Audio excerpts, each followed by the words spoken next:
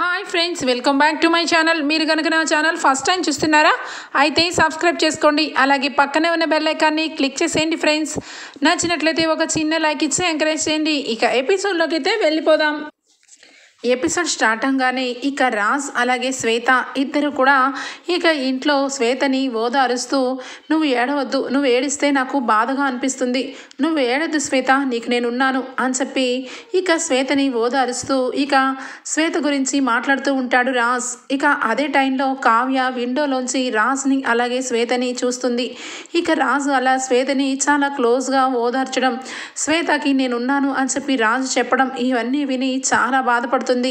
ఇక ఈయన మనసులో ఈ శ్వేత ఉంటే ఇంకా నా మొహం ఎందుకు చూస్తారు, అందుకే పెళ్ళైనప్పటి నుంచి ఇప్పటి వరకు నన్ను ఒక్కసారి కూడా కనీసం భారీగా ఒప్పుకోవడమే కాకుండా కనీసం నా దగ్గరకు కూడా రావట్లేదంటే ఇదే కారణం. ఈయన మనసు నిండా కూడా ఆ శ్వేతనే ఉంది. అంటే శ్వేతని ఇష్టపడి మరి నన్నెందుకు పెళ్లి చేసుకున్నారు, అసలు ఈ శ్వేత పెళ్ళైనప్పుడు ఎందుకు లేదు, ఎక్కడికి వెళ్ళింది, ఇప్పుడు ఎందుకు వచ్చింది అని చెప్పి రకరకాల ప్రశ్నలు తలెత్తుతాయి కావ్యకి. ఇక కావ్య బాధపడుతూ కళ్ళమ్మట నీళ్ళని తుడుచుకుంటూ గుండెని భారంగా ఉన్న గుండెని రాయి చేసుకొని అక్కడి నుంచి కదులుతుంది. ఇక అక్కడి నుంచి వెళ్ళిపోతూ ఉంటే పక్క బిల్డింగ్లో పిజ్జా డెలివరీ చేయడానికి అప్పు అయితే అక్కడికి వస్తుంది.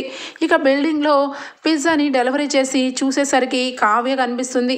ఇదేంటి కావ్యక్క వీళ్ళ ఇంటి నుంచి వస్తుందేంటి, అయినా కావ్యక్కేంటి అంత డల్గా ఉంది, ఏంటో జరిగింది, ఎందుకు అంత ఘోరంగా తలదించుకొని అలా వెళ్ళిపోతుంది అని చెప్పి కావ్యక్క అని చెప్పి పిలవబోతుంది. ఇక వెంటనే కావ్య వెంటనే ఆటో ఎక్కి అక్కడి నుంచి వెళ్ళిపోతుంది. ఏంటి అసలు ఈ ఇంటికి ఎందుకు వచ్చింది కావ్యక్క అని చెప్పి గబగబా స్టెప్స్ దిక్కుంటూ వస్తూ ఉంటే ఇంతలో రాజు అయితే అటు ఇటు చూస్తూ ఇక ఎవరు కనబడకపోయేసరికి అమ్మయ్య అని చెప్పి వెంటనే కూడా కారులోకి వచ్చి కూర్చొని కారులోంచి వెళ్ళిపోవడం గమనిస్తుంది అప్పు. ఏంటి ఇక అక్క ఒకసారి ఇక బావగారు ఒకసారి ఇద్దరు విడివిడిగా ఇక్కడికి వచ్చి విడివిడిగా వెళ్తున్నారేంటి, అసలు ఏం జరుగుతుంది, ఈ ఇంట్లో బావగారికి సంబంధించిన వాళ్ళు ఎవరైనా రిలేటివ్స్ ఉన్నారా ఏంటి అని చెప్పి ఇక మెల్లగా అక్కడి నుంచి దిగుతూ వస్తూ ఉంటే శ్వేతని చూస్తుంది. శ్వేత రాజు ఉన్నంత వరకు ఒక రకమైన నీరసంగా ఉన్న ఫేస్ కాస్త వెంటనే రాజు వెళ్ళిపోయినాక వెంటనే అమ్మయ్య రిలీఫ్ అయిపోయింది అని చెప్పి ఒక రకంగా ఫేస్ని పెట్టుకొని లోపలికి వస్తుంది. ఇక అక్కడి నుంచి అప్పు అయితే అబ్జర్వ్ చేస్తూ ఉంటుంది. శ్వేత వాళ్ళ ఇంట్లో ఏంటో ఈ అమ్మాయి ఏంటి ఇంతకంతా చాలా నీరసంగా ఉన్న మనిషి ఒక్కసారిగా చాలా యాక్టివ్గా ఉందేంటి, అసలు ఈ అమ్మాయికి రాజ్బాబుకి ఏంటి సంబంధం, ఇక కావ్యక్క ఎందుకు ఇంత బాధపడుకుంటూ వెళ్ళింది, ఏదో తెలుసుకోవాలి అని చెప్పి వెంటనే ఇక ఆ బిల్డింగ్లోకి వస్తుంది. ఇక ఎవరు లేకపోవడం చూసుకొని మాస్క్ వేసుకొని ఇక మెల్లగా ఇక ఆ ఇంట్లోనే ఇక పక్కనే ఉన్న సందులో కావ్య చూసిన విండో దగ్గరికే తను కూడా వచ్చి నుంచుంటుంది. ఇక శ్వేత అయితే ఇక డోర్ నేసుకొని అమ్మయ్య అని చెప్పి ఇక అంటూ ఉంటే ఈ లోపల ఫోన్ వస్తుంది శ్వేతకి. అసలు ఈ అమ్మాయి ఎందుకని ఇంతకీ రాజ్బాబుకి ఏమవుతుంది అని చెప్పి ఇక అక్కడే నుంచొని చూస్తూ ఉంటే ఫోన్లో మాట్లాడుతుంది శ్వేత. ఇక వెంటనే అనుకున్నట్టుగా ప్లాన్ అయితే సక్సెస్ అయింది, ఇక నా మనసు అయితే ఈరోజు చాలా సంతోషంగా ఉంది అని చెప్పి శ్వేత అనడం వింటుంది. ఏమైంది, ఏంటి సక్సెస్ అయింది అని చెప్పి ఇక అక్కడే ఉంటుంది అప్పు.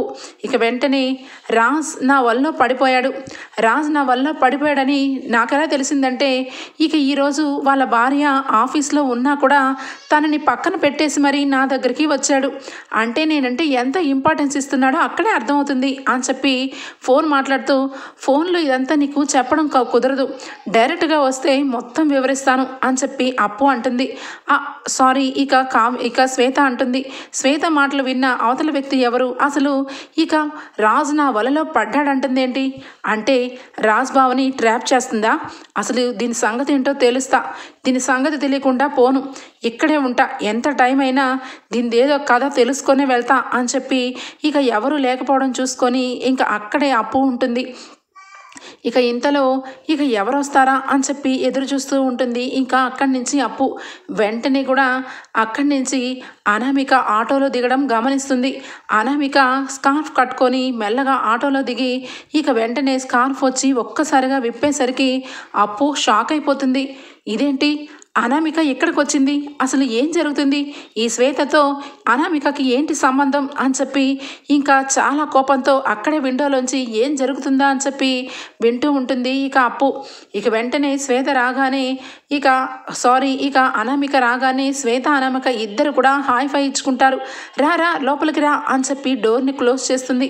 ఏంటి, ఏం జరిగింది, నాకు నువ్వు ప్రత్యక్షంగా చెప్పాలని అన్నావు కదా, అందుకే ఇక ఇంట్లో ఏదో ఒక విషయం చెప్పి వచ్చేసాను, త్వరగా చెప్పు అని చెప్పి అనామిక అనడంతో, ఏంటి చెప్పేది, రేపటి నుంచి మీ ఇంట్లో చూడు ఏ రకంగా జరుగుతుందో.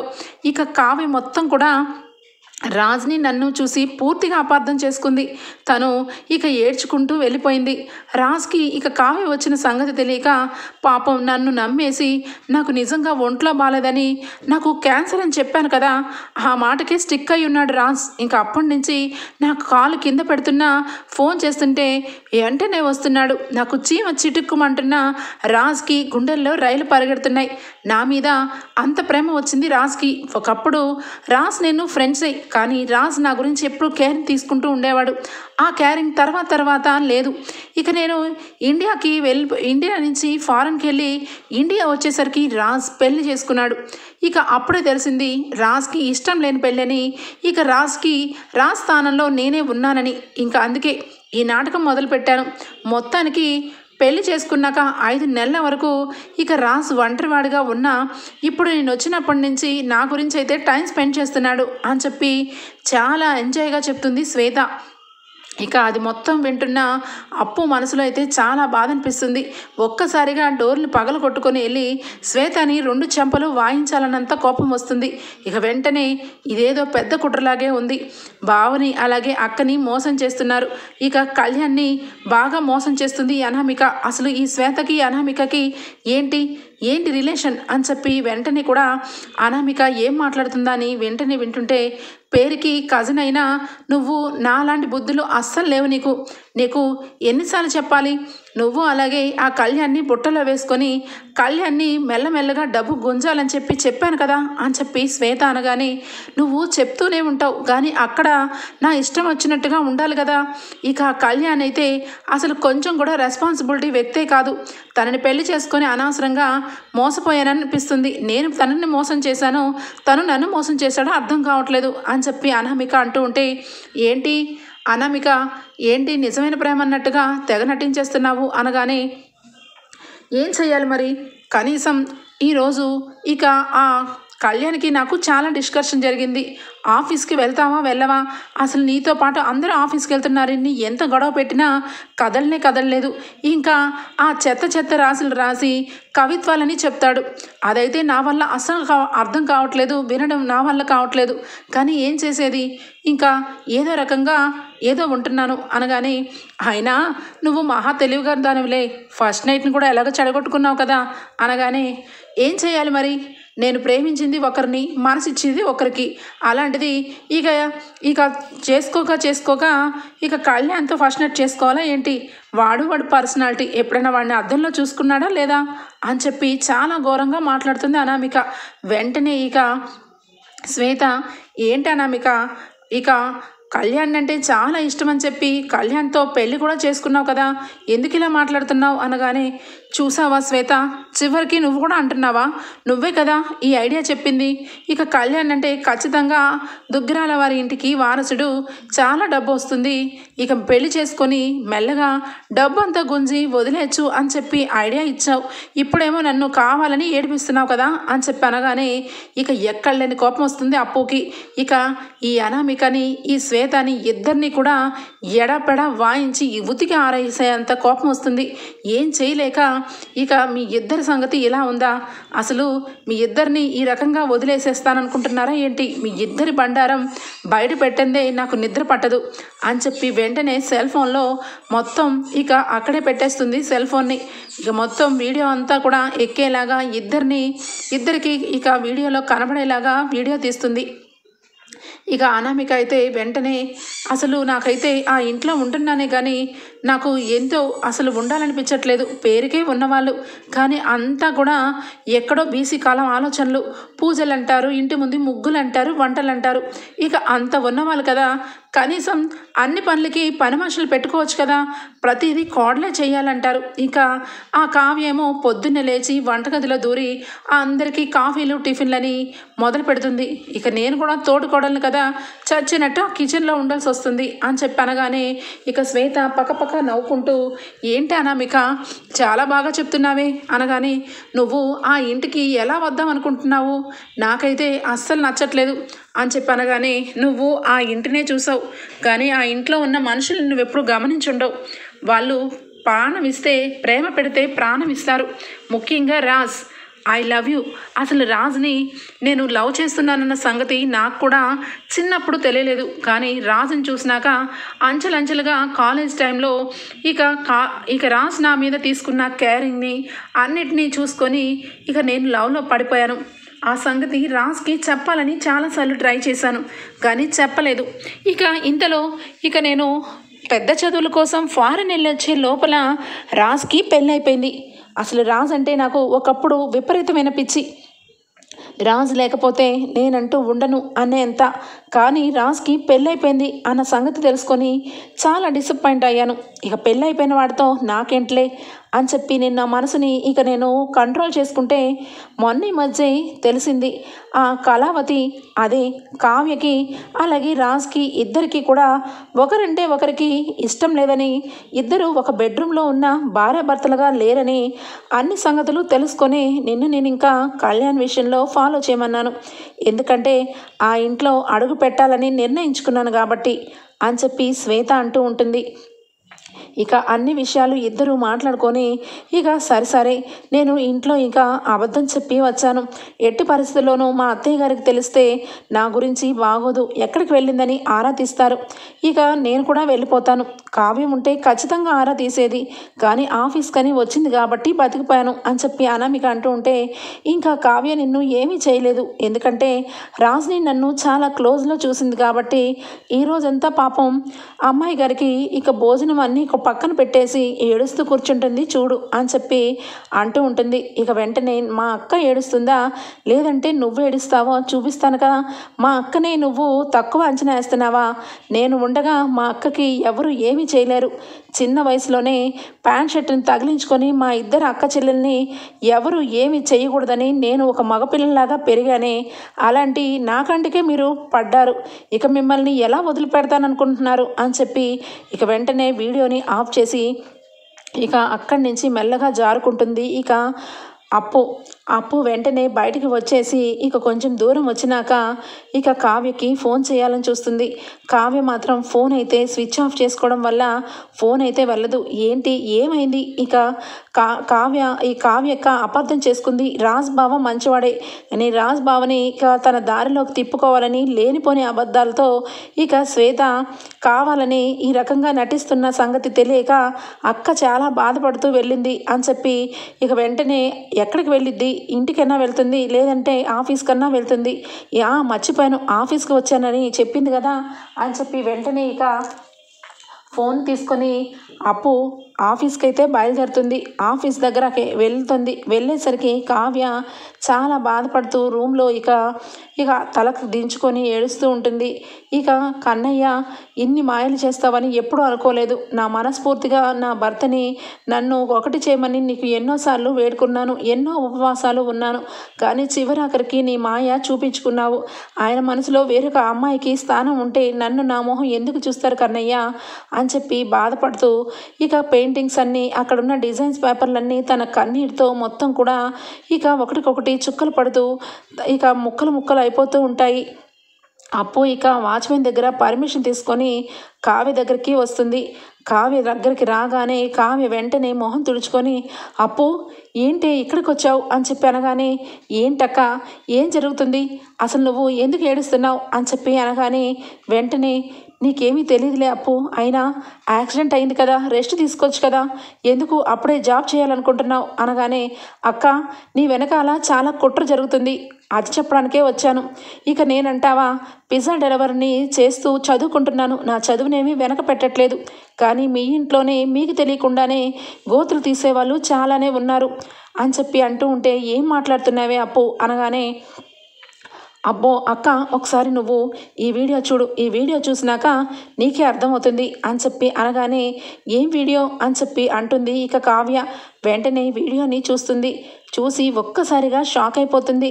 ఇక అనామిక గురించి, శ్వేత గురించి నిజస్వరూపాలన్నీ కూడా ఆ వీడియో ద్వారా తెలుసుకున్న కావ్య ఇక వెంటనే అసలు వీళ్ళు ఎంత మనుషులు, ఎలాంటి వాళ్ళు, నా కుటుంబంలో చేరి మా కుటుంబాల్లో నిప్పులు పెడతారా, ఈ అనామిక ఎంతో మంచి అమ్మాయిని ఇక కళ్యాణ్కి ఇచ్చి పెళ్లి చేశాం, కానీ కళ్యాణ్ జీవితాన్ని నాశనం చేసింది ఈ అనామిక అని చెప్పి కోపంతో ఇక కావ్య అయితే వెంటనే రాజ్ గురించి వెయిట్ చేస్తూ ఉంటే రాజ్ అప్పటికి ఇక వస్తాడు.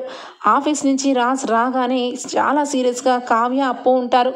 అప్పును చూసి ఏంటి అప్పు ఎక్కడుంది అని చెప్పి వెంటనే ఎలా ఉన్నావు అప్పు, దెబ్బలు తగ్గినాయా అని చెప్పి పలకరిస్తాడు. బాగానే ఉన్నాను బావగారు అని చెప్పి అప్పు అనడంతో ఇక కావ్య వెంటనే ఏమండి మీరు ఎక్కడికి వెళ్ళొస్తున్నారు అని చెప్పి అడుగుతుంది. ఇక వెంటనే నేను బయటకు వెళ్ళొస్తున్నాను, అయినా ప్రతి జానికి నీకు చెప్పుకొని వెళ్ళాలా ఏంటి, చెప్పుకొని వెళ్ళు, చెప్పులు వేసుకొని వెళ్ళు, నువ్వేమన్నా నా ఎండి అనుకుంటున్నావా, నీ పని నువ్వు చూసుకో అనగానే ఇక వెంటనే అప్పుకి ఫోన్స్ మీద ఫోన్స్ వస్తూ ఉంటాయి. వెంటనే అప్పు అయితే ఇక పిజ్జా డెలివరీలకి నాకు టైం అయింది, ఇక ఖచ్చితంగా వెళ్ళాలక్క నేను, ఇక ఈ వీడియోని బావగారికి చూపించి వాళ్ళిద్దరి సంగతి ఏంటో తేల్చు అని చెప్పి అనడంతో ఇక అప్పు అక్కడి నుంచి వెళ్ళిపోతుంది. వెళ్ళిపోయిన మరుక్షణం కావ్య ఇక రాజ్ క్యాబినెట్లోకి వెళ్ళి ఏంటండి ఏం మాట్లాడుతున్నారు మీరు, ఇక్కడ నేను మాట్లాడుతూ ఉంటే కనీసం పట్టించుకోకుండా లోపలికి వచ్చేసారేంటి అనగానే ఏంటి కళావతి నీ బాధ ఏంటి అనగానే మీరు ఎక్కడికి వెళ్ళారో చెప్పండి అని చెప్పి అడుగుతుంది. నేను ఎక్కడికి వెళ్ళాను, నా ఫ్రెండ్ని కలవడానికి వెళ్ళాను, అర్జెంటుగా కాల్ చేస్తే తన్ని కలవడానికి వెళ్ళాను అనగానే ఆ ఫ్రెండ్ ఎవరు అని చెప్పి అడుగుతుంది కావ్య. అనగానే అది నా చిన్నప్పుడు స్నేహితుడు అనగానే స్నేహితుడునా స్నేహితురాలునా అని చెప్పి అనగానే ఏదో ఒకటి, ఇప్పుడు ఏంటి నీ బాధ, నేను వెళ్ళి వచ్చాను కదా అనగానే మీ వెనకాల ఎంత కుట్ర జరుగుతుందో మీకు అసలు ఒక్కసారైనా అర్థం చేసుకుంటున్నారా, మామయ్య గారు ఇక తాతయ్య గారు ఇంత పెద్ద కంపెనీని తీసుకొచ్చి మీ చేతిలో పెట్టారు, ఎందుకంటే మీరు చాలా తెలివైన వాళ్ళని, మిమ్మల్ని ఎవరూ మోసం చేయలేరని, అదంతా తెలుసుకొని మీ చేతుల్లో పెడితే మీరు ఆఫీస్ని ఒక రేంజ్లో తీసుకొచ్చారు, కానీ ఇప్పుడు ఆఫీస్కి రాకుండా, ఆఫీస్కి టైంకి రాకుండా ఎక్కడెక్కడికో వెళ్తున్నారు, ఏమేమో చేస్తున్నారు, అసలు మీరేమన్నా అర్థం అవుతుందా మీ వెనకాల ఏం జరుగుతుందో అని కావ్య అనగానే ఏంటి ఏదైనా ముక్కుసూటిగా చెప్పు, ఇన్ని మాటలు ఎందుకు అనగానే చెప్పనండి చూపిస్తాను, చూసి ఏం నిర్ణయం తీసుకుంటారో మీ ఇష్టం, అప్పుడు కూడా నేను చెప్పేది మీకు తప్పనిపించినా సోదనిపించినా నేనేమి చేయలేను అని చెప్పి వెంటనే కూడా ఫోన్ తీసుకొని వచ్చి ఇదిగోండి ఈ వీడియోని చూడండి అని చెప్పి చూపిస్తుంది. రాజ్ అలాగే ఆ వీడియోని ఏముంటుంది ఆ వీడియోలో ఏముంది అని చెప్పి ఇక సిల్లీగా తీసుకొని ఆన్ చేస్తాడు. ఆన్ చేసిన వెంటనే కావ్య ఇక శ్వేత అలాగే ఇక అనామిక ఇద్దరు కూడా మాట్లాడుకున్న మ్యాటర్ మొత్తం కూడా వినేస్తాడు రాజ్ ఒక్కొక్క డైలాగు విని ఒక్కొక్క రకంగా షాక్ అయిపోతూ ఉంటాడు. అంటే ఇక ఈ శ్వేతకి ఎలాంటి ఆరోగ్య సమస్య లేదన్నమాట, కేవలం నన్ను పెళ్లి చేసుకోవడానికి ఇంత పెద్ద డ్రామా ఆడి ఇక నన్ను అలాగే కళావతి మధ్యలో చేరి మమ్మల్ని ఇద్దరిని విడగొట్టాలని ప్లాన్ గీసిందా ఈ శ్వేత, ఇంత మోసగత్తా అని చెప్పి అనుకుంటాడు. ఇక అనామికనైతే నా తమ్ముడు జీవితంలోకి వచ్చి నా తమ్ముడు జీవితాన్ని పాడు చేసింది ఈ అనామిక, ఈ ఇద్దరు కజిన్ సిస్టర్సా, వీళ్ళిద్దరి సంగతి ఇలా కాదు, వీళ్ళిద్దరిని ఇక్కడే ఇక వాళ్ళిద్దరి సంగతి తేలుస్తాను అని చెప్పి కారుని వెంటనే తీస్తాడు. ఇక కళావతి రా అని చెప్పి కళావతిని పట్టుకొని కారులో కూర్చొని పెట్టుకొని ఇక వెంటనే కూడా ఇంటికి బయలుదేరుతాడు. శ్వేత ఇంటికి సరాసరి వెళ్ళేసరికి ఇక శ్వేత అయితే రూమ్లో ఇక అప్పటికే రాజు వచ్చి వెళ్ళాడు కాబట్టి చాలా ఫ్రీగా కనిపిస్తుంది. ఒక రకంగా ట్రాన్స్పరెంట్ నైటీ వేసుకొని ఇక చాలా స్టైలిష్గా ఉంటుంది. ఇక రాజు అయితే డోర్ని కొడుతూ ఉంటే ఎవరని చెప్పి విండోలో చూస్తుంది. ఒక్కసారిగా షాక్ అయిపోతుంది. ఏంటి రాజు ఇందాకే కదా వెళ్ళాడు, ఇమ్మీడియట్లీగా ఇప్పుడు వస్తున్నాడేంటి అని చెప్పి వెంటనే ఇక మెల్లగా డోర్ని తెరుస్తుంది. తెరిచేసరికి ఇక అక్కడ అనామిక కనిపించదు, ఒక్క శ్వేతనే ఉంటుంది. ఇక శ్వేత చూసి ఏంటి రాజ్ ఏంటి మళ్ళా వచ్చావేంటి అని చెప్పి అనగానే రాకూడదా, వచ్చాను, నీకు ఒంట్లో బాగాలేదన్నావు కదా, ఏ టైంలో ఎలా ఉంటావో తెలియదు కాబట్టి అందుకే వచ్చాను అనగానే బాగానే ఉన్నాను రాజ్ అనగానే వెంటనే నీకున్న క్యాన్సర్కి నువ్వు ఎలాంటి ఆరోగ్యంగా ఉండే పదార్థాలు తినాలో అయ్యే తినాలంట, నువ్వు రైస్ అలాగే చపాతీ ఇలాంటివేమీ తినకూడదంట, కేవలం ఇదిగో ఇదొక్కటి తినాలంట అని చెప్పి ఒక పచ్చ గడ్డిని లాంటిది తీసుకొని వచ్చి ఇదిగో ఇది తినాలి అనగానే, రాజ్ ఇదేంటి రాజ్ ఇది తినడం ఏంటి అనగానే, మనుషులు తినేదానికైతే తింటారు మంచి అన్నం అవి తినాలి, నువ్వు జంతువు కాబట్టి ఇది తినడమే కరెక్టు అని చెప్పి అంటాడు రాజ్. ఏంటి రాజ్ ఏం మాట్లాడుతున్నావు అనగానే వెంటనే ఒక చెంప మీద చెల్లుమని కొడతాడు. కొట్టిన దెబ్బకి కింద పడుతుంది ఇక శ్వేత.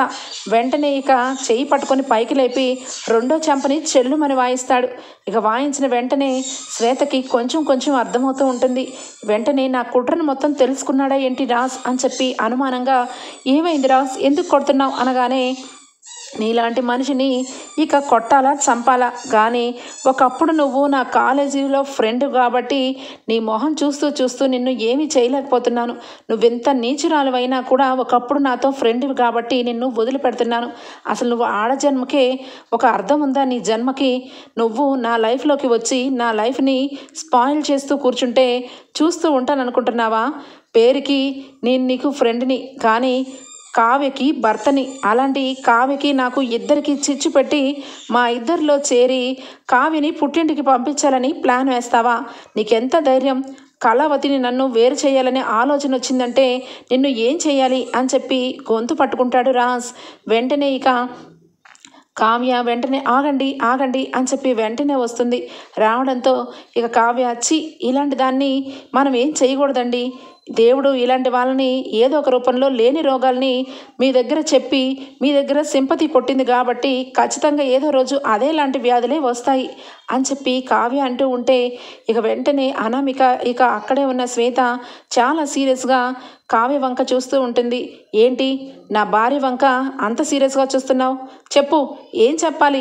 నా భార్యని ఎందుకు అలా చూస్తున్నావు అని చెప్పి రాజ్ అంటుంటే, రాజ్ నేను చాలా సిన్సియర్గా ప్రేమించాను రాజ్. అయినా ఈ కావ్యకి నీకు ఏంటి పోలిక? నువ్వు ఒక రేంజ్లో ఉంటావు, ఈ కావ్య పేద కుటుంబం నుంచి వచ్చింది, నీకు ఫస్ట్ నుంచి ఇష్టం లేదు. నువ్వు అలాగే కావ్య భార్యాభర్తలకు కూడా లేరు.